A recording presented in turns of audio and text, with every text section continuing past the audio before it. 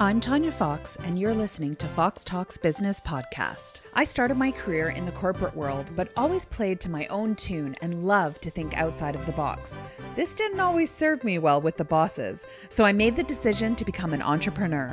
And that little seed of entrepreneurial curiosity continued to grow as I branched out into retail, service, and franchise businesses. Now, I have been fortunate to have amazing successes in the last 2 decades, but they did not come without some really big failures and even bigger lessons learned. And that's why I started this podcast, not just to share the failures, but to show you how you can turn every failure into a success. We're going to hear from some amazing humans from around the world that are going to share their stories of the good, the bad, and the motivational entrepreneurial life has to offer. After all, life is too short to make all of the mistakes yourself, so why not learn from each other? And of course, we're going to have some fun, because as I always say, well, you know what? I'll tell you that at the end of the episode. Hello, Foxy listeners. Welcome to the show today. We are going to be talking about websites, branding, guidelines, all of the fun stuff. But first, let's meet our guest. Izzy, thank you so much for joining me on the show. Yeah, thank you so much for having me. I'm excited to dive into all my favorite topics. So let's talk a little bit about you and a little bit about your background. Tell us kind of how you got here. What's your story? Yeah. Great question. So like a lot of us, I was in one career during the pandemic, and the pandemic kind of made me flip-flop and think about a little bit more what was important to me. So I actually went to college, though, to back up a little bit. I went to college for graphic design and business with an emphasis in marketing. And so this is the industry that I always knew I wanted to be in from a really young age. I just loved design and I loved the strategy portion of it. So that was always my focus. But through those years, I really thought I was going to be like climbing the corporate ladder, like a designer for Target or something like that. So when I got out of college, I tried it for a bit, but COVID really put a magnifying glass on your work. And if you didn't love your work, it really showed you, because there wasn't really much else going on in our lives. You know, we woke up, went to work, went to bed, woke up, went to work, because there wasn't anything else to do. And so I just realized that with marketing, you really help elevating these businesses that you're working for. And so if there's a disconnect, and if you're not aligned with their values, you're still helping them get seen and noticed. And so it's kind of an internal ethical dilemma for me, where I was like, this isn't right. I don't feel connected to these businesses I'm working for. And so right, because I guess I in the corporate world, you're kind of, they're just like, here's your client, make them good. Totally. Right. Totally. Yep. And the clients that I was working with at that period of time just weren't, I didn't feel connected with it. And so I left the corporate world, was kind of freelancing while I was figuring out, what I wanted to do next. And in that space, I had a few clients who were just these phenomenal, passionate female entrepreneurs that were running a business because it was something they were passionate about. It was something they cared about. And I remember just being like, yep, this is where I'm supposed to be. These are the people I'm supposed to work with. And so using my background of graphic design and marketing, I just kind of honed my skills of branding and website design, and really just leaned into that. And now here I am 3 years later, and I love it. It lights me up. Well, and I think this is something that, like, I know in my business lifetime, because I started my first business in 1998. So it has changed. It has changed a lot since then. But I know it always flops back, right? To like, website is the most important thing that your business can have, to nobody gives a shit about your website. To no, it's the most important thing. So I think what I hear from clients, and what happens a lot, is people get confused because they're like, is it important or is it not important? What is the most important part of the website? So talk to us a little bit about what your perception is. I mean, obviously you do this, so I'm hoping that they're important, but for what would you say to those people who are like, I just don't know where to go. I feel like I'm pulled in all of these different directions. Yeah, I believe that a website, if you treat a website correctly, it will work for you just like your best employee. But the thing is, it can't just be something that's a stagnant wall of text and photos, and you haven't really put much thought into it. It's just there. It just exists. If you have a website like that, it's probably not going to do much for your business. But if you truly invest in it and you know what needs to go on there, you know how it's going to work, it will work for you the same way a good employee does. I mean, even it can bring in new clients while you're asleep because it's always going to be there. So that's really the biggest difference in a website and how it can help.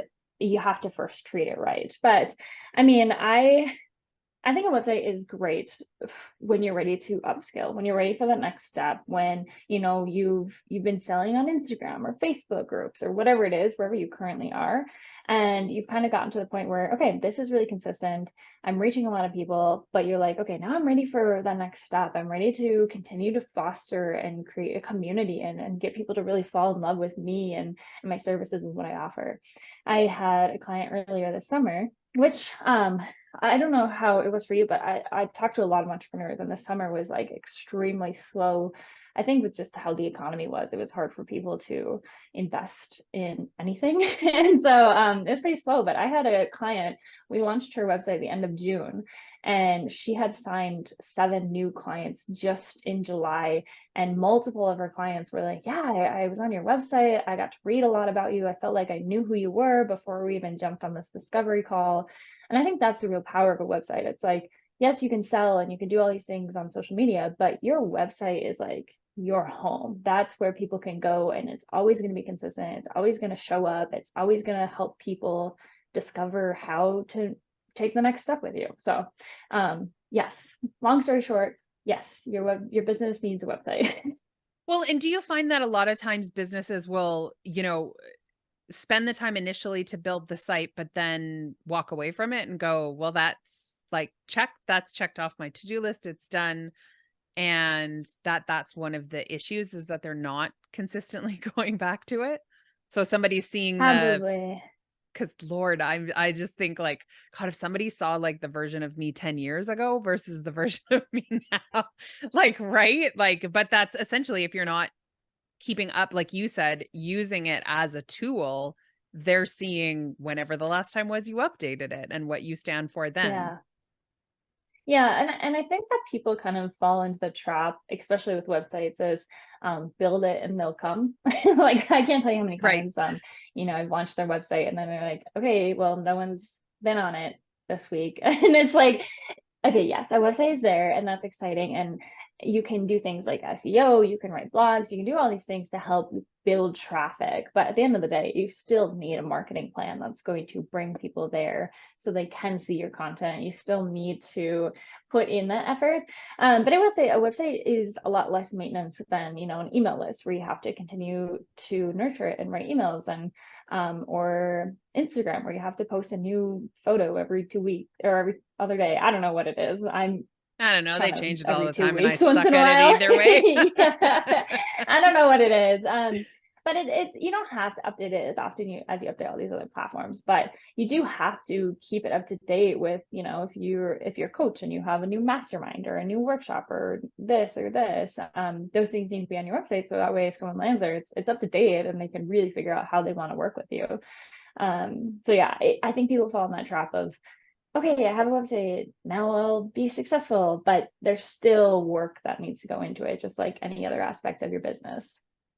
Well, and we all know like homepage is the first page that everybody goes to on your Yeah. website when they, hopefully that's where you're directing people to when they go. So, but I think that people get confused or there's so many different um ways or things that you're supposed to put on there. Talk to us a little bit about what you feel about the homepage and what people should be paying attention to make that a place that people are like, oh, I actually want to look further into this person. Hmm. Yes. I am very passionate about homepages. They're my favorite. I just think, when brick and mortar stores were kind of the only way we had businesses, your front window was really how you entice people to come in and learn more and shop or whatever. They used to spend hours like setting up the window display, and that's how people got to know your vibe, what you sell, things like that. Your homepage is really that nowadays. It's your spot to have people land, discover who you are, learn a bit about your business, and decide if they want to continue to be a part of your community, work with you, whatever. And so, yeah, your homepage can be a really powerful tool when used correctly. I think a lot of people get stuck in their homepage and just thinking that they just need to info dump everything and have just paragraphs and paragraphs of text. But really, like when someone lands on your homepage, especially the top portion of it, you have about 0.05 seconds for them to look at it and be like, okay, yep, I'm going to keep looking, I'm going to keep browsing, or I'm going to completely click out of here and I'm already distracted and thinking about the 10 other things going on in my life. So your homepage, really have to design it in a way and use your website copy in a way that's going to get people interested and it's going to get people to want to stick around. So I've developed what I call the coffee date style of homepage design.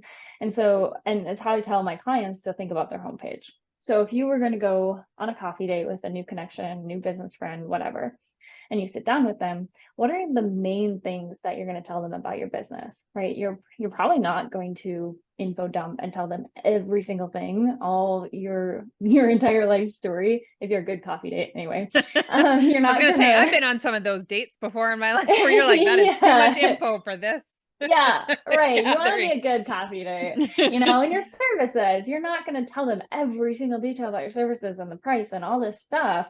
But what you're probably going to do is you're probably going to give them just enough information about all the big things going on in your business, how you got here, why you're passionate about it, who you are, your services, an overview of your services, talk about some past clients, maybe things like that. And that's the same exact stuff that you want on your homepage. You want it to be an overview of all the exciting things going on in your business and just enough information that if people are interested in that section, they can click on the button and go learn more or go book a call or continue on the conversation. And so that's kind of how I tell people to think about homepages. So let's talk a little bit about, branding, because of course this all goes into your website too, but I think we hear about it so often that how branding is important. And I'm sure the entrepreneurs that listen to the show have numerous mood boards and vision boards and like color swatches and all of this other stuff that they've created over the years. How do we, what are some things that people should look out for when they're trying to figure out a brand? Because there's so much out there, I think, where sometimes people are just like clicking, right? Like you can go into Canva and go, brand me, and it'll give you a bunch of stuff. Totally. So how do Mm-hmm. how does a business owner, and of course this would be for somebody, say the business owner who's trying to somewhat DIY it until they're ready. Let's kind of Yeah. just so that you have sort of a target to talk to. Yeah. And you're right. It can either be really easy because we just like click and go with whatever's out there, or it can be so overwhelming because we overthink like, am I this color? Am I this color? Does this speak to me? We can go down both sides of the rabbit holes, but I always Well, and I tell think a people lot of to, people do, right? Because I just got asked that. Somebody was like, what's with purple? Like, and I was like, oh yeah. I don't know what you're Yeah. wanting. I just like purple. It was for a book Yes, cover that I was doing, but they're like, what is the significance? What's the depth for this? And I'm like, totally. depth, it's a freaking color. Like, anyway, Yeah. sorry. Speaking of No, rabbit it's so holes. true. Yeah, it's where people go. And I always say, like, yes, it is important to understand the trends. It's important to understand the fads and understand why some industries are using specific colors and what the meaning is there. There's a whole, you can dive deep into color psychology on the internet, and that's important to be aware of that kind of stuff. But I always say at the end of the day, your branding needs to be authentic to who you are, what your business is, and why you're doing it. So a really great example that I love sharing is I had a client, she was a Reiki professional. And when she first came to me, she had like moons and stars and purples, which is beautiful for the right person. But when she came to me, she was like, "Yeah, I don't talk about my business. I don't share it with my friends and family because it just feels really woo woo and it just doesn't really feel aligned to me." And I was like, "Oh, so why did you pick this? Why did you pick Why are moons you and doing what you stars?" do? Yeah. And she was like, that's just what everyone else was doing. And that's what I felt like I needed to do. So I did it. But after talking to her, she was a registered nurse for 40 years. She started learning Reiki because she wanted to continue to help heal. She's this older woman with just this down to earth, kind soul. And so this like fun, youthful, woo-woo, purple sparkle brand was just so unaligned to her. And that's why she felt so disconnected to it. And she couldn't share it. She couldn't talk about it. So after we worked together, we did kind of like sage greens and blues and this more like grounded, earthy vibe. And she was so excited because she was like, I could share this with my friends and family and they'll understand that, yes, I'm doing Reiki, but it's also coming from this like grounded, holistic health approach that feels more aligned. And so I think that's just a really great example of, just because everyone in your industry is doing this thing, if it doesn't feel aligned to you, you're not gonna feel confident with your brand. You're not gonna feel like you want to share it. And so really spend some time just figuring out how you want people to feel when they interact with your brand, how you want people to feel when they interact with your business, and what colors and fonts and logos represent that, and what's going to be something that you're going to feel confident sharing, because that's the goal of it at the end of the day, is to have a business and a brand that represents you and that you're excited about. So let's say that a person, so they figured out their branding. They know kind of the colors they want to use and the fonts. They've sort of have this laid out. Do you find that oftentimes this then gets put on the shelf, or people are like, I have this, but can you talk to us a little bit about how you should be utilizing having this information? Because I think sometimes people have it and they're Yeah. like, okay, I mean, every time I put something out, I make sure that the color is in the, is one of the ones on the list. Yeah. So, and then they keep raising this stat, so I could be off a little bit, but they say that someone needs to see your content 11 to 16 times before they even start to remember it, before they even start to be like, oh yeah, I think I want to work with this person. I think I want to buy this thing. And so 11 to 16 times. And then when you think about it, when you post content, your audience is only seeing it 10% of the time. So like think about those odds. That's not a lot. And so every single time you put out content, you share something on Instagram, you share a story, a reel, whatever it is, or Facebook, wherever you are, you need to make sure that you're staying on brand and using similar colors and fonts and having your face involved or your logo, whatever it is, because you need to start to build up brand recognition.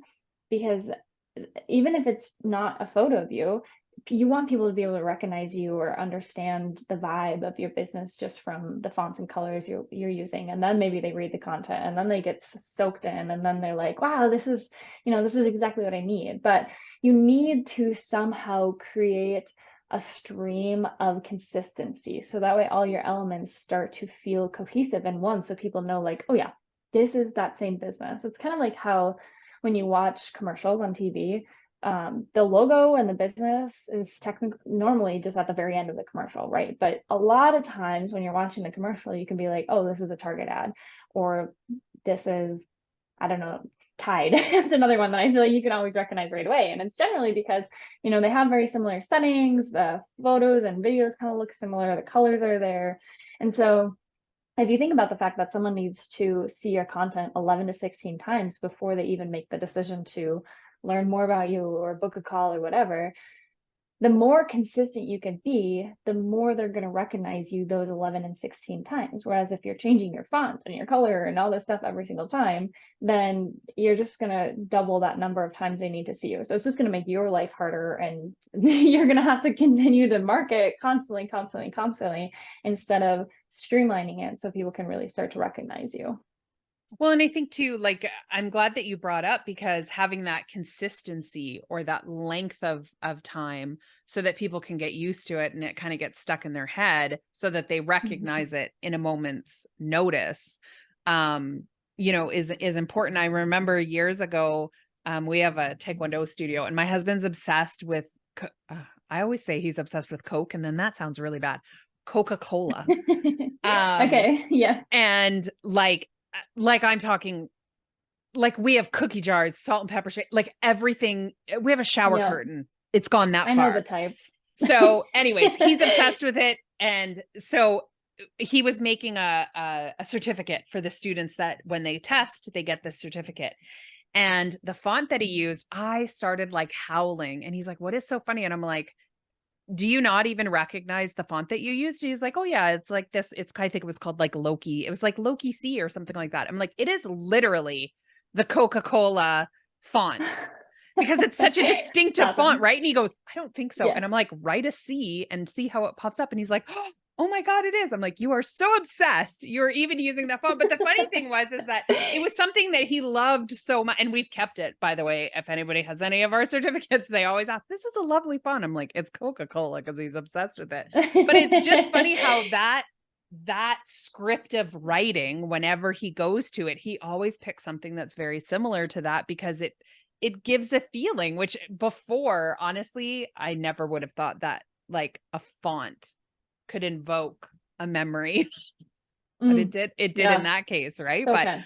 I can't even tell you how many times he must have looked at that and not even realized that's what it was. I mean, it was 20 years in before he started using that font. So That's awesome. Yeah, I mean, it's so good. Fonts have such a personality, and I could go on a whole TED talk about that because I can nerd out about fonts. But it's so true. I have a great example of just in my free brand starter guide, which I can't visually represent it right now, but I type out the name, the Kind Shop in there, and then I use 3 different fonts for the same exact shop, the same exact color, but it just says the Kind Shop in 3 different fonts. And just based off the fonts that I use, one of them looks like it could be a kids boutique, one of them looks like it could be a crystal shop, and the other one looks like it could be like a skate shop. So just right. like just based off how the font looks gives a totally different personality to what that business could be. And so yeah, that's a great example. Fonts have a big impression that sometimes like it's subconscious. We don't even necessarily think about it.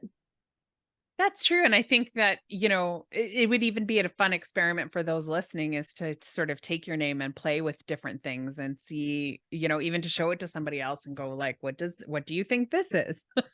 Because it would be Yeah. interesting, like you said, if you're using, yeah. I'm trying to I'm thinking of like businesses that are in my town. Like there's a few Yeah. that I was always like, oh, I didn't think that's what you were. But I'm thinking it was based off the font. Like it really was. Yeah. Totally, yeah. It has like a huge, and you don't really start. I feel like normal people, I am excluding myself from this because I know that I'm kind of psycho when it comes to fonts and designs, but normal people don't necessarily think about it. You can like walk down a grocery aisle and just be like, oh yeah, this is what I want, and not think about it. But then when you sit there and you look at all the options of like kombucha, for example, if you sit and there's like 30 different types of kombucha in an aisle nowadays, you look at the one you grab, and often it's like the one that kind of matches your vibe, or maybe it's a type that someone recommended, but a lot of times it's the design and it's the font and it's the feeling that the packaging, the design on the packaging makes you feel, and that's why you want to choose that thing. So yeah, the more you pay attention to it, the more you'll see things like that. Well, and I think too, finding your audience. I remember just the other day, I went with my son for something and I picked something up. I was like, what about this one? Like it was like a brand. And he's like, I don't know, it looks just kind of old fashioned. I'm like, it does. But I've like, now that I'm thinking of it, the one that he picked was like very block letters, very like clear, concise. There wasn't a lot to it. The one I picked was in cursive. And Mm. like, well, I always joke with him, right? That like if I ever want to like pass notes to his dad that he can't read, like I would just write them in cursive. Yeah. How they'll never take over the world. I was like, we'll just be able to write everything in cursive and you won't know. But it's funny how, even the different age groups. I mean, because I'm quite far apart from my son. Mhm. How they sort of conceive stuff. So also I'm assuming you would have to take that into consideration when you're building this of Totally. who is it that you're trying to reach out to. Oh yeah, absolutely. That's a huge factor. And I mean, like all of this goes into branding of just really like who are you trying to talk to and how are you trying to make them feel? And that's kind of like the main questions when it comes down to building a brand and how you want people to see you. So we've got the website, we've got kind of our branding and ideas, of our homepage and stuff like that. But I know a lot of people are probably thinking too, like, how do I know when it's too much of putting my own sort of passions and personality in there? Because I feel like Mm, that's sort of a mixed message right now. Everybody's like, just be you and they'll come. And then people are like, that's great, but I don't sell to my friends and family. So I don't want to tell everybody everything. Do yeah. you have some sort of advice on like, how do you figure out roughly where that right balance is? Yeah. I think that still is a question to branding, right? What you want to share, what you want to talk about, all comes down to what brand you're building. I mean, I am my brand, my design business is called Izzy Waite Design. So like clearly it's Right. just me. It's I you. am the face of the brand. Right. But I would still say, if I'm hanging out with my best friend that I've known since seventh grade, I'm going to act a little bit different than if I was in a room full of people who know me as Izzy Waite Design. And it's not that I'm not being authentic when I'm in that setting, but it's just that there are some ways that I talk and things that I express that are a little bit different, just because I'm sure a room full of people that are here to talk to Izzy Way Design don't want to hear the things I'm going to tell my best friend of 20 years. It's like you kind of have to just figure out what is on brand, even if it's a personal brand. And some people, their personal brand is just 100% unfiltered, 100% them.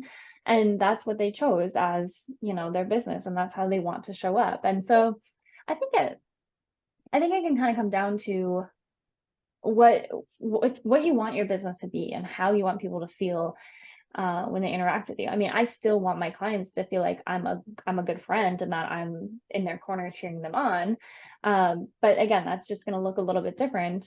So you just kind of have to monitor what feels right and what feels like something I'm going to keep for like my personal friends. And that's just my opinion on it. But I think it really just comes down to what type of brand you want to build and how you want to outwardly express that to others.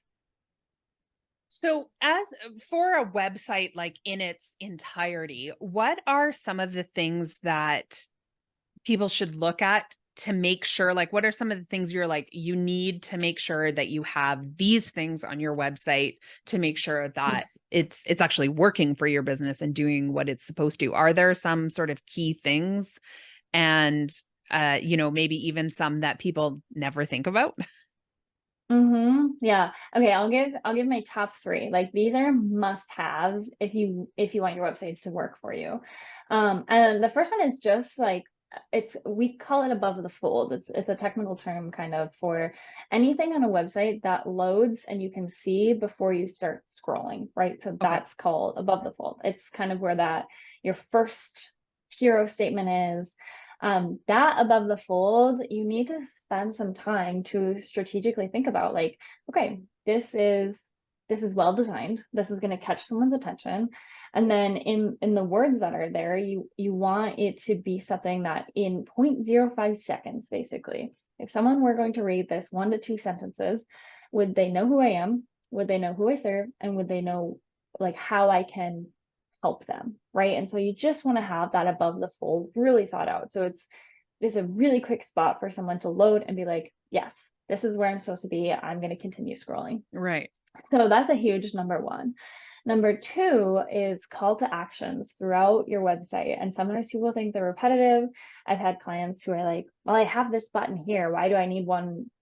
If you scroll like a second farther down, why do I need another one? But each call to action, might grab someone's eyes a little bit different. And so again, above the fold, you want to have a button that's very clearly states, hey, um, if you want to continue working with me, you can do this. And always be more clear than clever, right? Because on a website, you don't want to make people think, you don't want to make them like be like, oh, is this where I'm supposed to be? Make it really clear. So if you're going to have a call to action on your website, make it really clear. Say, instead of saying start here, you could say book a 30-minute call. Or instead of saying, I don't know, other vague ones like push here to start or whatever, have it very clear. Right. Like, Learn more. yeah, learn more. Mhm. Exactly. Instead of saying learn more, say click here for more details about the masterclass or whatever it is. So call to actions throughout your site, starting at the top, having them throughout the content, and then at the bottom, always at the bottom as well. So call to actions, buttons, helping people go to the next step. You don't want people to guess like, okay, I'm interested, but now what do I do? You want it to be so obvious that yes, this is how you work with me. Make it easier for people to give you money. That's what I always say. Just simplify that. Um, then the last one that's huge that people don't think about is testimonials. And I think people overthink testimonials a lot of times, but I mean, think about it this way. If you are walking down the street and there's a restaurant on the corner and the line is out the door and there's a restaurant across the street and nobody's there, you're probably going to be like, oh, like, why are there so many people here? Obviously, this is a really good Must be good. restaurant. Must be good. I want to go there. So testimonials have a huge way of letting people know that, like, yeah, I'm a good person to work with. People like me. And it really helps boost your credibility. And so sometimes people overthink them and they're like, oh, I have to have this really pretty quote, or I have to have this like beautiful video. But honestly, sometimes like the casual videos of people in their car being like, yeah, work with Izzy, she's blah blah blah blah, are way more effective. Or even screenshots of text messages or Instagram DMs that are like, oh my gosh, this thing you said changed my mind. Like, I'm so glad we worked together. The more authentic testimonials come across, the more likely that they're going to actually like connect with the people seeing them. And so those are kind of the three biggest things that I would say people need on their websites for it to really start to connect with the audience. I love that you said that about the testimonials, because I never really thought of it as, thinking of your testimonials as you kind of creating that lineup of people that are like, ooh, the people waiting for the shoe or the next phone or whatever. Like, you might not have any idea what's going on, but you're like, I wonder what is so interesting that people are lining up. So I love that analogy that people can start, kind of thinking of it that way. And then it's a little, less stress. Cause I think people also struggle with asking for testimonials. I know I did for years until I just started filling out, like, I have two ways I ask for testimonials. One that I just ask, like, I'm just like, hey, we've worked together for a little bit, would love to get your point of view. You can just send me an email with your thoughts, or if that's not your thing, you can just fill out this questionnaire and we'll make it sound pretty. And then I found I was getting more, because then there was like a lot of people who were like, I don't know what the hell you want me to say. Like, I loved you, blah, blah, blah. Like, because they are overthinking it too. So the questionnaire worked really good, because they literally just like answer the question, fill in the blanks, and then my team writes it out for them and goes, here, how does this sound? This was, of course, before people could just throw it in AI and be like, make this sound better. Yeah. No, I mean, we overthink everything, but that's one thing that I feel like we really overthink. But I mean, I know for me, as a personal example, when I was looking at a website coach at one point, I landed on this website and she had this screenshot after screenshot after screenshot of just her and her clients chatting in the DMs, and her clients in like the Instagram DMs being like, oh my gosh, I had this huge breakthrough, your course helped me, yada, yada, yada. And those screenshots were so authentic to me, because I was like, whoa, this isn't someone like asking you to say a bunch of nice things. It's just a message that someone sent to you. So it just felt really like authentic and personal and just real life. And so, I mean, even if your clients send you something on the day to day, like screenshot it. Of course, ask permission. Like, hey, thanks for sending this. Can I share it with my audience? But things like that, I think we don't think about, but they have a huge impact on how people feel connected to your brand. Well, and I think that's, I love that too, because I'm even thinking like, that's such an easy way to get it, because it is, like you said, it's that authentic way. It's easy to put out, but it also shows other people that it's not this scripted thing that somebody just threw their name on. They're actually seeing like a whole conversation. And then it doesn't have to be that long. It can be just somebody saying, oh my God, that was amazing. Thank you so much. Right. It doesn't have to be super wordy. I love that. And I never thought of using those. Yeah, and I would say, like, if you are going to go the route where you're getting someone to fill out a form or send you an email with a testimonial, a way to kind of still add in that authentic version of a testimonial is to just get a photo of them, because having just text of things people said doesn't hit home as much as a photo next to the text that that person said, because as humans, it's only natural for us to see a photo and be like, oh, this person, like, I can see myself being them, I relate to them, and they said this thing about working with this person, like, it seems like it'd be a good fit for me. And so if you want a way to still build that additional like connection with your testimonials, just adding a photo of the people you work with can be a huge one as well. Oh, I love that. That's a good, because I think, sometimes we don't do that, or you see the ones that it's just words. And I know even myself, I'm like, did they just write that? Or because these all sound awfully similar. Yeah. Yeah. And we like to see ourselves in other people too. And just, like, oh, what types of person is she working with? What do they look like? Where can I imagine them living? Like, it's like we like to see ourselves in those settings. And so sometimes a photo can just help build that narrative a little bit easier. Well, and I think it also helps, yeah, like you said, helps people to put themselves in that situation, because if they come, they're seeing, hopefully you're fortunate enough to work with all of your ideal clients, or that's who you're getting your testimonials from. And then they can Mm-hmm. kind of, go, oh yeah, like I've heard of that person, or I like that person, or, I get the vibe Yeah. of that one. Because I always kept, I remember one client that I've had for, oh my gosh, I think he's been with me now for 12 or 13 years or something. And I was like, hey, I'm just like kind of, wanting to brush up on my testimonials. Write me something. We've been together so long that he literally wrote, she's like, one of the family, I'll burn her shit down if she ever leaves me. And then he signed it, DJ. And I was That's like, awesome. what the hell am I going to do with this? But like now I'm like, I think I'm just going to put that in because it's like so true, right? Like, and I know it Yeah. comes like I know him, but I was like, wonder what the heck other people are going to think of this. And I did a little bit of Yeah. research, and people are like, yeah, but I know you and I've seen stuff that you've been out on and it makes sense. Like the Yeah. testimonial just, Yeah. it just kind of makes sense that he's obviously like, no, I love her. She's Uh-huh. Yeah, and even like a screenshot of that would be funny because then it's like it's like, no, this is legitimately what this guy said, and there's no fake in it. when Yeah, I you're with love me that. that long, and it's just the way it is. It's all Yeah, I authentic. think that's great. So you have a free masterclass that you've created called Stand Out in a Crowded Online Space is sort of what it's about. Talk to us a little bit about what this is, what people can Mhm. expect from it. Like, what are they going to get when they go and do this? Yeah, so I found that building a website has become such a roadblock in a lot of people's businesses. They put it off and they're like, I'll do it in a month. And then it's like, I'll do it next month. And then before you know it, it's 6 months out and people are still dragging their toes on it.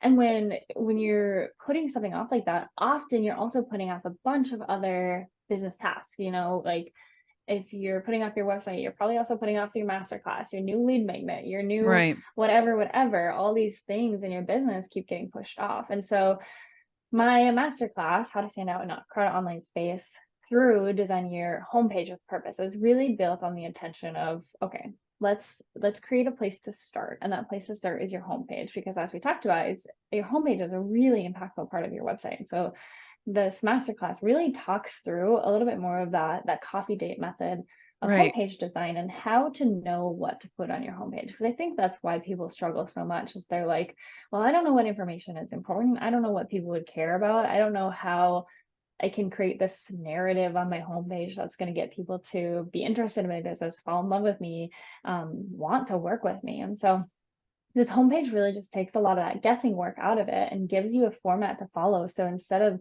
all these like DIY what if questions and staying up late Googling what copy should be on my homepage, it's Right. we walk through, yeah, which I mean we've all been to, but this just walks through it and I talk through what you need on your homepage, how to design it in a way that's going to get people interested, that's going to get people to continue to scroll it. And then also we touch on how to make sure it's authentic. So kind of like what we talked about earlier of making sure that your brand is seen on your homepage and it's authentic and it makes people get a vibe or feel who you are, what your business is, and what it feels like to be in your community just through the design on your homepage. And so it goes into details of all those aspects. So when you're done with it, I've had a lot of people reach out to me and be like, oh my gosh, I've been putting off my homepage for so long because I just was overwhelmed. I didn't know what to say. And by the end of it, they were like, I feel like I was equipped to know exactly what to put on it. I knew where I should put things. I knew how to use the buttons to help get people to actually click. And so just a really great masterclass to use as a tool if you're in that space where you're like, I know I need to update my website. I know I've been dragging it. I need someone to just say, this is how you do it. Perfect. And I love that you've done this. What made you decide to make this something that was free? Um, I think that there's just a lot of information on the internet where, you can go down the the Google rabbit holes of website design, of what you need and all these things. And so it's just I've done it so many times that the homepage is that aspect where I think everyone needs a homepage. And a lot of times people aren't ready for an entire website. They just want something that's out there that's going to work for them. And so I want to be able to reach people where they're at. And sometimes people don't need my help designing an entire website. They just need to tweak their homepage. They just need some resources to understand it. And so yeah, that's why I made it free, just to make sure people know how to use it and to create a homepage. That's perfect.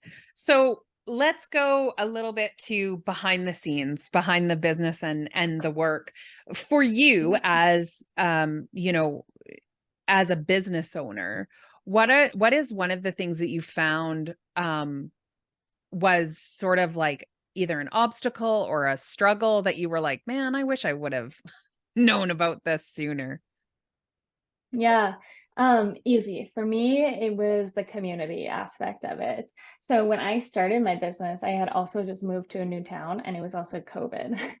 Like I Good was luck. shortly, yeah, I had literally no friends in town. I was just like, I would finish work and then my boyfriend would come home and I'd feel like a golden retriever, like, oh my gosh, I need human interaction. I need to like It's so good to feel see like I you. have friends. Yeah. And so it took me a while to understand that like there's a huge opportunity to network and make friends and build a community in this like wonderful online space that we're a part of. And so that was a huge one. Once I realized that, I mean, I just felt like the doors were open to a whole new world of possibilities of just collaborating and leaning on other entrepreneurs so I didn't feel so isolated and bouncing ideas off of people. I mean, I think that being a entrepreneur working from home can be really isolating, but it can also be so social. Like I feel like sometimes I end my day and I'm like, okay, I actually don't want to talk to anyone the rest of the day, even though I only work from home and I was just on Zoom calls throughout the day. And so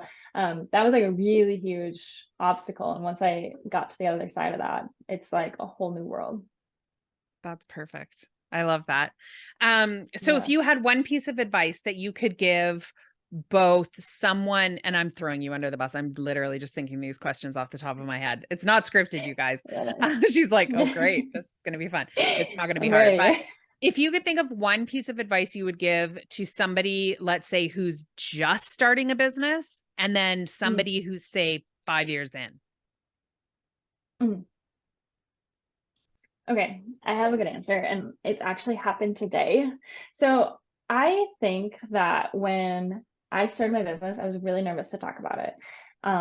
Like even when it was just an idea, I feel like we get into this space where it's like everyone's gonna judge us, everyone's gonna be like, this is weird, this is crazy, what is she doing? So my advice really is just talk to the people in your life about it. Um, because I thought that everyone was going to be like, that's crazy. Go back to the corporate world. What are you talking about? But when I started talking to people that like truly cared about me, everyone was like, oh yeah, duh, do that. That sounds like something, you would love. Like go for it. Like my parents, my friends, my boyfriend, like everyone was so supportive. And I think that that's funny because today I literally like an hour ago, one of my good friends texted me. It was like, I think I want to start a business. I know you've been there, like give me some advice. And so I mean just the first step is honestly just talking to people because I think we get scared of these things that we think people might say, but in reality once you start talking about it, it's not as scary as you make it out to be. So that's for the 1 year. 5 year, I don't know, maybe give me some I don't know, I haven't been there. Maybe that's where you should be giving me advice. I guess I really don't have any advice for people in their 5 year because I haven't even been doing this for 5 years. So let's turn this question on you. Turn it on And why me. don't you give me some advice for people in 5 years? I think it's funny because I think it's sort of the same advice that you have for the first year is that Mm-hmm. so I deal a lot in collaboration. So as soon as you said that word, like that word will like pull me. If I was a bear hibernating, I'd be like, what? We're doing what now? Like it's just a word that rings through to me. And I Yeah. think it does so much because I went for a long time feeling like I had to do it kind of by myself, or I Yeah. was always striving to work with somebody who was above me, right? We hear that, work with somebody who's where you want to be. Oh, And interesting. um which is a great piece of advice. If you're looking for a coach, do not have a coach who has been in business less years than you have. That gets harder. I'm 25 years. That sometimes gets a little bit hard to find those, but right, find somebody who's at a point bigger than you are. It works for some things, but I think one of the things I wish I would have learned a lot sooner after I had been in business for a bit was remembering that I was at that first year point before. And there is a lot of excitement and a lot of renewed energy and almost like a fountain of youth that is instilled in that. So I Yeah. always say, try to work or do a collaboration with somebody who's new or fresh, because the ideas that they have sometimes are like right out to lunch, but also sometimes are just on the cusp that they just need that help. And I find a lot of Yeah. times when I've looked back and when I'm going to work with somebody, I'm going to help someone else. I'm going to help someone else Mm-hmm.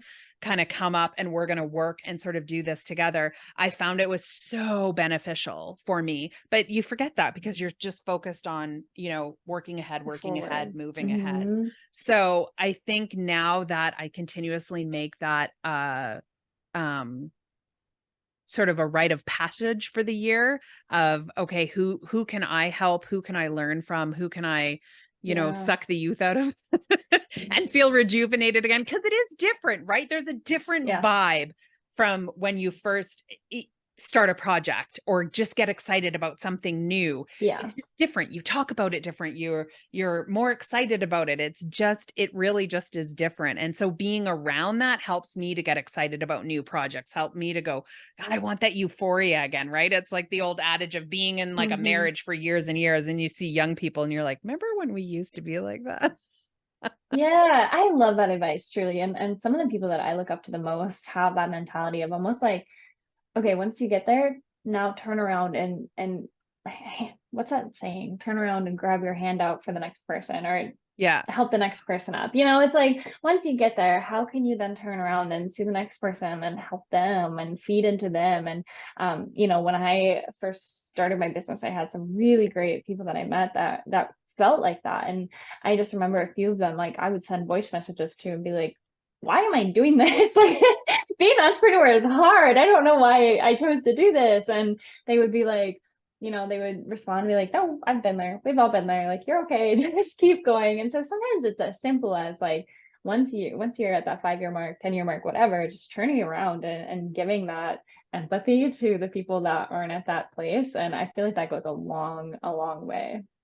My dad used to always say when I was in the corporate world, and it was something that I've changed over the years and refined, and my father wasn't a very dignified person in the way he spoke, but he used to always say to me, be careful whose hands you step on getting up the ladder, because those might be the same asses you have to kiss on your way down. And so it always just kind of Love stuck it. with me in the corporate world. Like, and I know that what he was saying was like, just be nice, like be nice and try to Yeah. help people. It's like, it's not a race. You're all trying to get to the same spot. So Yeah. just help everybody kind of get there. And then it's a lot more fun. And I know that was the message, but it's just more fun to say it kind of the other way. But I feel like that is one thing that has, is why my advice is the way it is, because I think it's true. It can be, they say it's lonely at the top. I think it's only lonely at the top if pushed everybody down to get there. Yeah. But if you bring Hmm. people with you, you create, like you had said, you create that community, you create those friendships, you create that, those that nurturing that happens on all aspects. And then it's just a lot more fun. Oh yeah. I mean, there's room for all of us. I mean, how many people are in the world?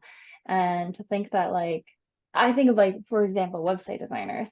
There's like billions of websites out there. There's enough work for whoever wants to be a website designer, that there's no reason to, not be kind to those people as well. I mean, I know some website designers, like specifically, there's one woman started her business when she was still in high school, right? And so she had reached out to me with a few questions. And of course, I'm going to be like, oh, this is what I did a year ago. These are some resources that helped me.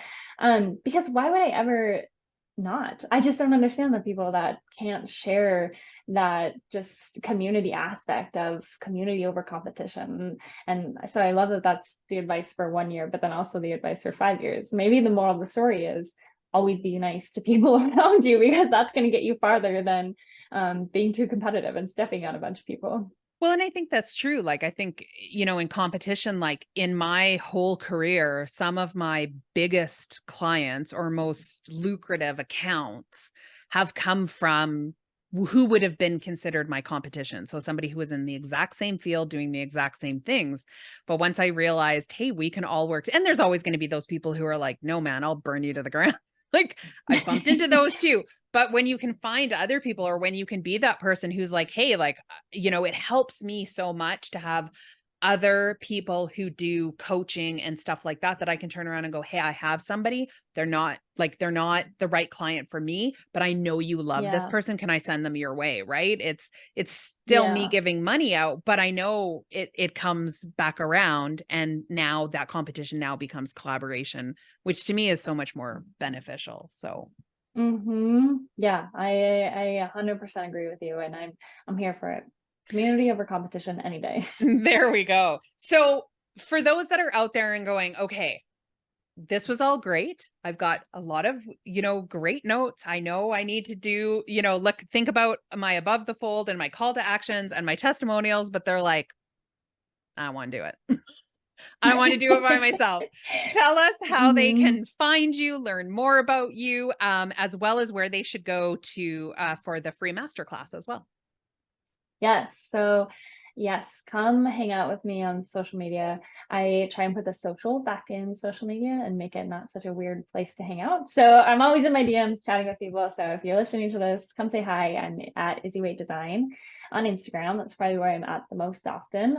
But if you're curious about how to work with me and all these other things I got going on, you can go to my website. It's izzywaite.com. And there you can find some information about my masterclass, or just you can go to my services if you're interested in working with me. I have a few different ways I work with people. One is just the branding, without the website design yet, or there's my signature package, whoa, that was a stumble. My signature package, which is branding and website in a week. And so it's just like what it sounds like. In 1 week, we do your branding and launch a 4-page website by Friday.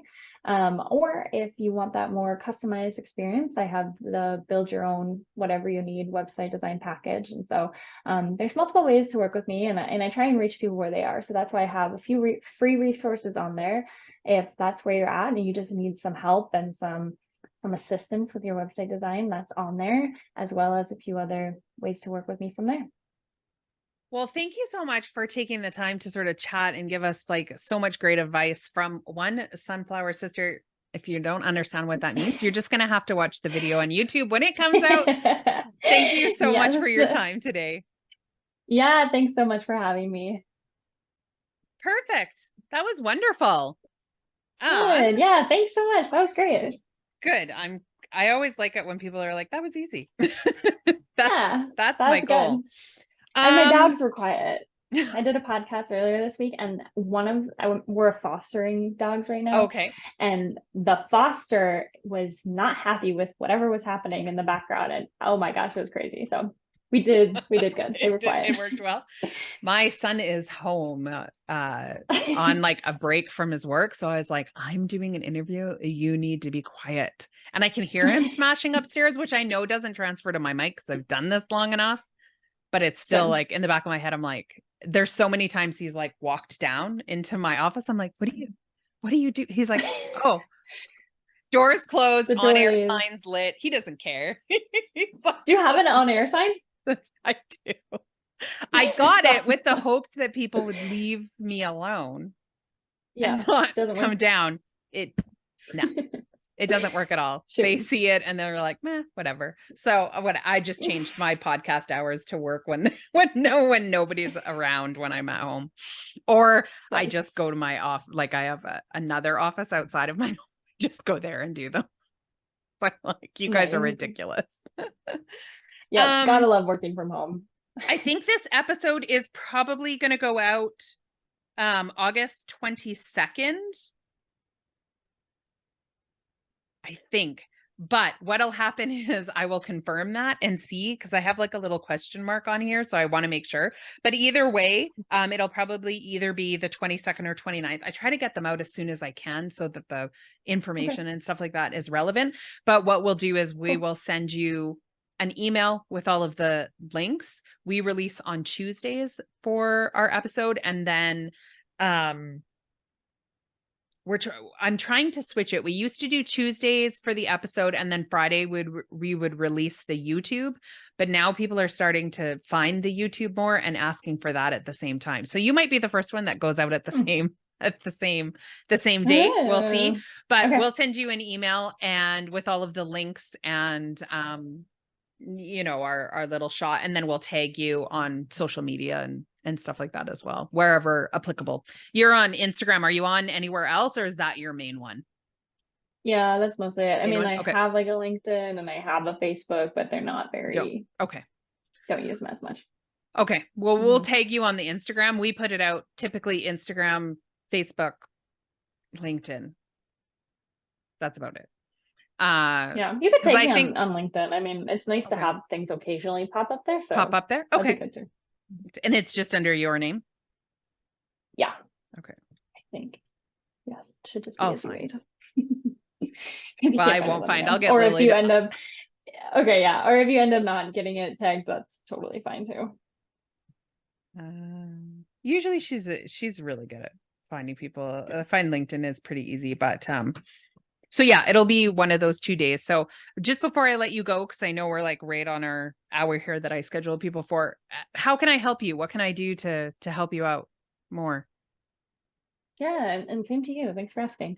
Yeah, I guess my biggest push right now is just trying to get in front of more people before I go on my trip when it's a little bit harder to do so. So if you know of anyone else who's interested in having brand or website podcast or a masterclass speaker, things like that, I'm just trying to do as much community and speaking as I can right now, because once I am traveling, I'm not going to do much. So yeah, just things like that. Any specific area like Canada, US, anything other than that? Like, where typically do you like to work with, or does it matter? Yeah, so Canada, well, I mean, really, when you work like this, you can work with anyone, but generally English speaking is kind of who I work with the most. But yeah, my niche is like passionate female entrepreneurs, a lot of times mostly service providers, but in a wide range of industries. So I've worked with like coaches, Reiki, bookkeeping, things like that. But a lot of times it's service-based providers. Okay. That gives me some ideas and stuff like that. I'll check, because we have a list that that I have started creating in the podcast world of like other podcast hosts. And then if somebody's looking, then we just kind of go through the list and just go, oh, this person's looking for it. And then I'll send an email out specifically like to you and to them, just kind of introducing the two of you. Because I find sometimes that's a lot easier to get through all of the red tape. The other one that you can try if you really want quick to get on like some podcasts is Podmatch. And it's free to get on, but I know you can find a lot of people there, and it's been getting better and better. Has it? I think I tried that like a year ago, and I was like, there was a lot of like weird people that were on it, but I feel like when it first came out, it was like, I'm like, is this? I thought originally it was like a dating site. It was coming across super weird, but recently we've been getting more and more. And we just had a meeting yesterday, and I was chatting with Lily, and she was like, no, I've gotten like over a dozen of our guests have been off of that. So nice. So it's just like reaching out, but and I said to her, because she's the one who manages all of that, but I was like, how do you do it? She's like, there's so many people who do like a template, and they're like, hey, and then like their blog, like everything that they've written is just something that they're copy and pasting. And she's like, I just erase those. And so do a lot of other people on the platform. So she's like, if you can take the time to find out what the podcast is actually about, and then be like, this is what I want to talk to you about, because I feel like this is the audience you have, and this is what would hit with them. She's like, then I tend to read them a lot more. But there's quite a lot more people on there. And I feel like it's changed, because now there's a lot of people also that are like paying to use the service. So I feel like it's kind of upped its game a little bit. And that was one of the weird things when I tried that a while back, I would message a few people and then they'd be like, okay, we charge $30 to be on our podcast per episode. And I was like, oh my Yeah, gosh, I just those didn't ones have even. gotten, I don't know if they've all gotten kicked off, but I know there was like Oh, a really? big thing that went through and he was like, yeah, no. Cause I know, remember we got a Interesting. poll because I chatted with one of the creators of Oh, Podmatch and I was like, that's nice. bullshit that anybody would ever Hmm. charge somebody who does that. Like I was like, why would I'm not going to pay you to come and be on your show and give your audience. That doesn't make any sense. And And it felt like a scam too. I was like, are we really gonna book the episode at this point? Or yeah, yeah, yeah. it's weird. So I know, and I'm not saying that there isn't some out there, but yeah, I usually do. If anybody's asking you to pay to be on the show, just say no, because Yeah. no, that's what sponsored ads are for, not Yeah, not for guests. sure. But what about you? Same to you. What are you looking for? Are you looking for guests? Yeah, I mean, Yeah. we're always looking for guests, sharing the Okay. episode is really good. We go through, to be honest, I go through stints where I am so good at social media and I am like there and I am on fire and it lasts like a month and Yeah, then I relate to that. life gets in the way and I'm like, I just can't keep up with this. It's unrealistic. So sharing on social media of like the episode and stuff really helps us. Um, yeah, that's about it. Just like Okay. following us and stuff like that. Right now, I'm gearing up. I'm actually getting ready to release my first book, um, Ooh. which is where the purpley thing kind of came from. So that's another reason why we're trying to get like more active on social media and stuff. But the book is called How to Collaborate. Oh, And nice. it's a literally a guide, like a step-by-step guide for people to how to use collaborations, like what what is it?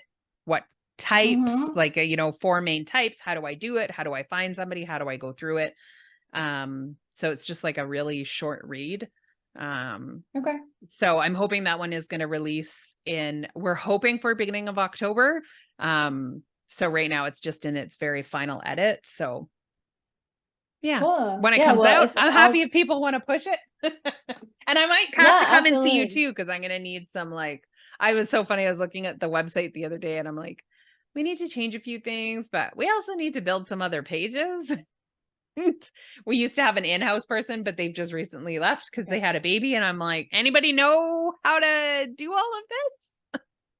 So, Nice. What platform do you use? with Squarespace is what our Okay. site is on. Nice. Okay. So I do day rates also. So that's kind of more like for people who are like, I already have a website, I just need these updates or this okay. page change or whatever. Oh, So that's good to yeah, know. let me know if you Yeah. need that. Cause Mhm. we're gonna need to, it's like this whole other I'm like, how are people gonna find my book? Shouldn't they be able to just click buy now? And so I had all of these questions and I'm like, I have no desire to do this. I'm like, let's pay somebody else to do this because I'll just Mhm. muck it up if Yeah. need be. Yeah, But let me know if you need help. And then yeah, I'll is your Fox Talks business, that's the Instagram handle, is that the one where that's pretty you much where you can promote? find me on all of the platforms. Yeah. Yeah. Cool. So And I I'll think look it's there for me. your. I think it's me as the picture. So Yeah. I think I Mhm. have this color hair. Who knows Yes, anymore? you do. So Cool. perfect. Yeah, well, definitely. Let's stay connected and have an amazing trip if I don't talk to you before then. Thank But you. yeah, I'll take a look through the list and see maybe give you some introductions to some other podcasts and stuff like that that I think would be a good fit for you. And Okay. then we can try to get you on more shows. Awesome. Thanks so much. It was great meeting you. This was a great connection through like-minded. I love meeting people through there. It's always like such high caliber women. So it's just gonna be a good fit. So thanks so Oh, much for good. meeting with me and doing No this. problem. No problem. All right. Well, I will be in touch soon with the dates and links and all of that other stuff. But in the meantime, if you have any other questions, just reach out. Okay, sounds good. Thanks so Thanks, much. Izzy. Have a great day. You too. Bye.